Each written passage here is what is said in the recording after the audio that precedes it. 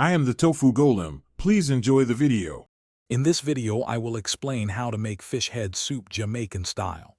First, ensure your fish heads are very clean. You'll need about 2 pounds.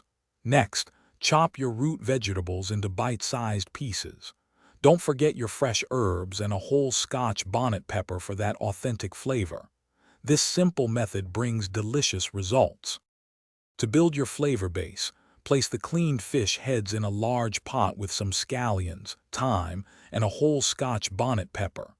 Boil for about 20 minutes, then carefully remove the fish heads and strain the broth. This step ensures a clear, rich stock. Now, add your prepared root vegetables to the simmering broth.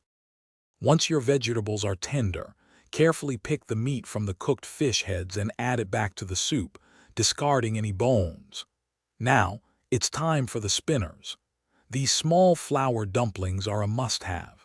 Drop them into the simmering soup and cook for another 10 to 15 minutes until they are soft and cooked through. Before serving, taste your soup and adjust the seasonings. You might want a little more salt or a dash of black pepper. Ladle the steaming, flavorful soup into individual bowls.